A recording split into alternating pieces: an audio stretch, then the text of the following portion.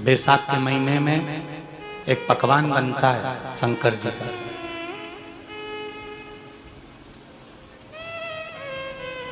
शिव जी के हाथ में त्रिशूल है, शिव जी के 3 नेत्र हैं, बेलपत्री में भी 3 बोलते जाओ पत्ती है।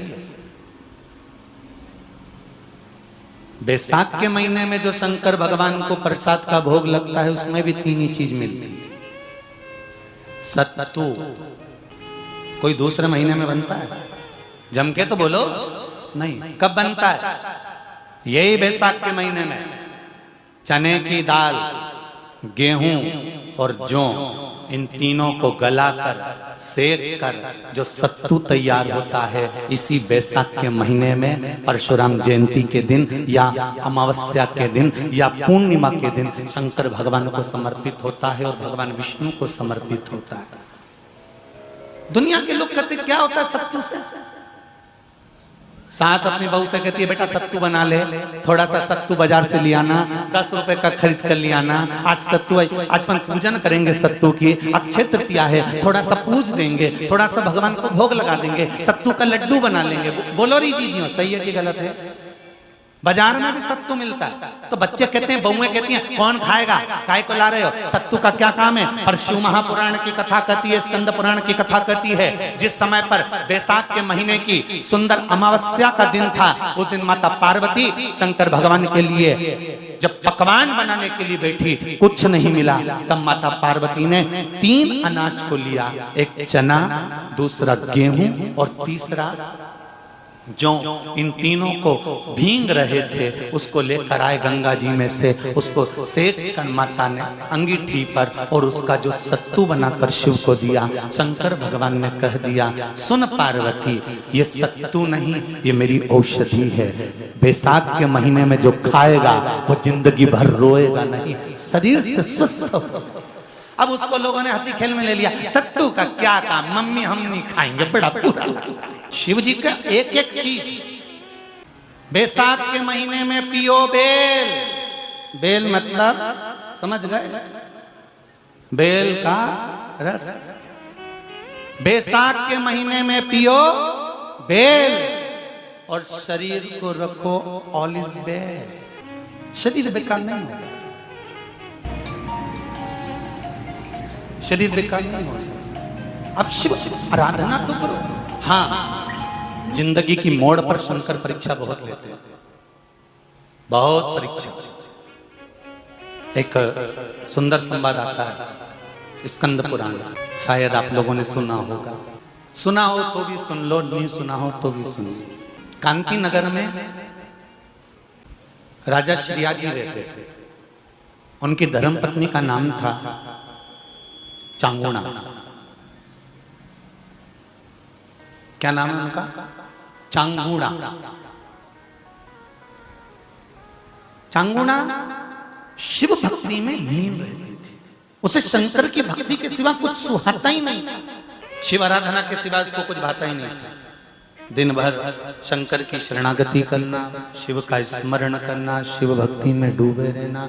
शंभो शंकर कह रहे, माँ उमा से, माँ पार्वती से मेरा महेश कह रहा है, मेरा बाबा भोलेनाथ, मेरा बाबा विश्वनाथ, मेरा त्रिकालदर्शी कैलाशी अविनाशी कह रहा है कि हे पार्वती,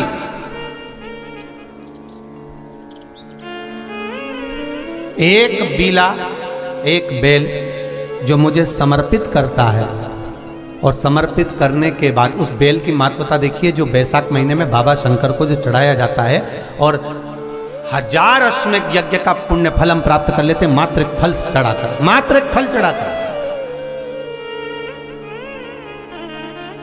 हे पार्वती,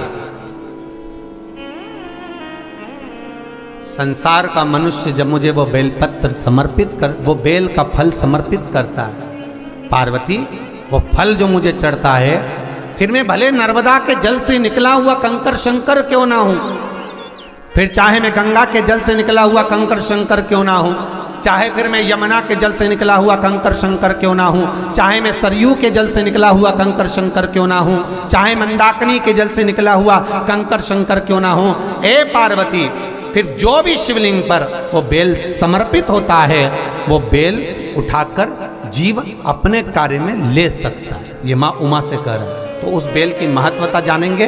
अब अपन उस बेल को जानने के लिए वापिस स्कंद पुराण में चले तो स्कंद पुराण में लिखा हुआ है कि जो बेल बैसाख के महीने में शंकर को चढ़ाया जाता है वो बेल का फल उठाकर रख लिया जाता है।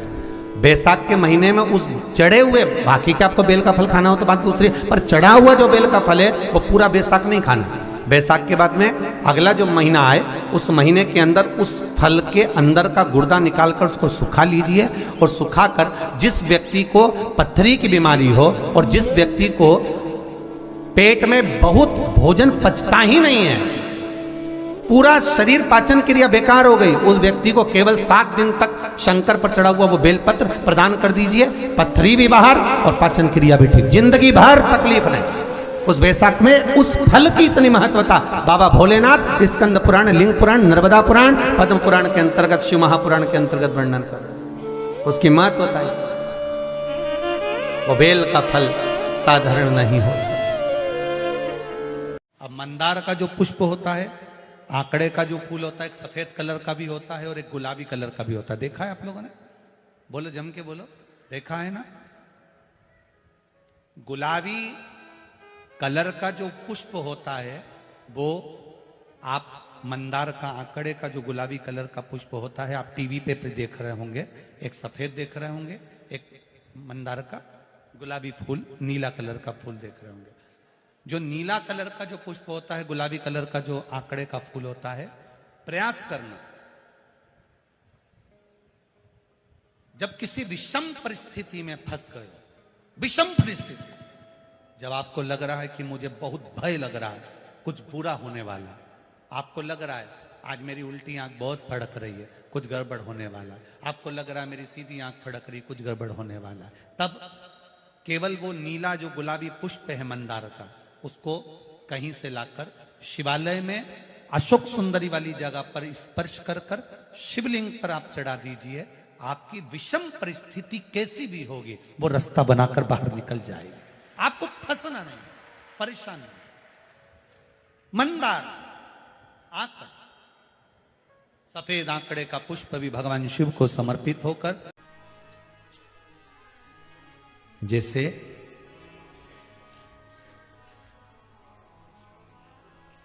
बेले के फल का गुर्दा, बेल का जो फल होता है, बेलपत्री का फल, उसका जैसे गुर्दा, उसके अंदर का जो भाग होता है बेल का, वो गुर्दा,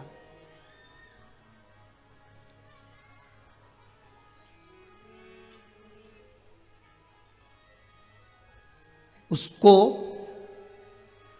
अग्नि में जलाकर उसकी भस्म तैयार कर कर छान कर जब जब आपके यहां विद्वान ब्राह्मण शिव जी का अभिषेक कराते हैं, पूजन कराते हैं, तो उसमें लिखते हैं पूजन के साहित्य में बेलपत्री, धतूरा, दुर्वा, ये उसमें नीचे लिखेंगे भस्म। लिखते कि नहीं लिखते? लिखते हैं ना, भस्म अभिषेक में चाहिए रहती है। तब उस भस्म का थोड़ा सा भी भाग आप अगर शिव को समर्पित कर रहे हो तो ये जान लें कि शंकर मनवांछित फल प्रदान कर रहे हैं, शिव फल प्रदान कर रहे हैं।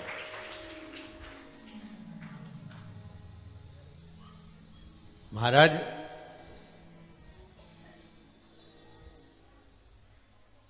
बेलपत्री के वृक्ष के नीचे बैठकर हाथ में एक बेलपत्र का पत्ता रखकर आप पंचाक्षर मंत्र नमः शिवाय, ओम नमः शिवाय या श्री शिवाय नमस्तुभ्यम या महामृत्युंजय मंत्र का स्मरण कर रहे हो, पर डंडी का भाग अपनी ओर, बेलपत्र की बीच वाली पत्ती का भाग बीच वाली उंगली की ओर रखकर अगर आप स्मरण कर रहे हैं और अपनी काम ना कर कर बेलपत्री के वृक्ष के नीचे बैठकर उस पत्ते को सम्मुख रखकर बाबा से विनय कर कर एकांत में उस बेलपत्री के वृक्ष की छांव में, बेलपत्री के वृक्ष की छांव आप कामना कर कर उस पत्ते को शंकर भगवान के ऊपर समर्पित कर रहे हैं, तो ये जान कर रखें कि पार्वती और शिव का मिलन करवा रहे हैं और अपनी मनवांछित फल कामना पूर्ण करवा रहे हैं। क्योंकि शिव और पार्वती का जब मिलन होता है, शंकर पार्वती जब एक दूसरे के सम्मुख में होते हैं, शिव और पार्वती जब एक दूसरे के सामने अपने बच्चों के कारण एक दूसरे के सम्मुख में आते हैं, तो उनके चेहरे पर प्रसन्नता का भाव आ जाता। फल, मनवांचित फल की कामना, आप जिस कामना के लिए कर रहे हो, विवाह के लिए, नौकरी के लिए, सर्विस के लिए, व्यापार के लिए, रोग मुक्ति के लिए, आप जिस कामना से कर रहे हो, ईश्वर महादेव, जो व्यक्ति पथभ्रष्ट हो जाए, जैसे मदिरा के नशे में पड़ गया, कहीं जुए में पड़ गया, कहीं मांसाहार में पड़ गया, कहीं व्यसन में पड़ गया, कहीं गलत काम में अगर कोई जा रहा है, तो श्रंभेश्वर महादेव के नाम से काली तिल भगवान शिव को समर्पित करी जाती है। महाराज काली तिल को वापस उठा कर ले आते हैं, उसी काली तिल को जो मदिरा का नशा करने वाला होता है या जो गलत व्यसन में डूबा हुआ होता है, उसको वो सुबह के समय अगर नहीं खाता तो भोजन के साथ उसको दिया जाए। श्रंभेश्वर महादेव, एक बेलपत्री का भी बहुत अच्छा प्रयोग है श्रंभेश्वर महादेव का, मदिरा पीने वालों के लिए, मांसाहार, व्यसन में, जुए में, वेश्यावृत्ति में, पर नारी में, गलत जगह पर जो डूबे रहते हैं उनके लिए। पहले की कथा में उसका वर्णन किया है बेलपत्री का। श्रंभेश्वर महादेव, एक बार सब बोलेंगे, कौन से महादेव? श्रंभेश्वर महादेव। फिर जम के बोल लो एक बार, श्रंभेश्वर महादेव।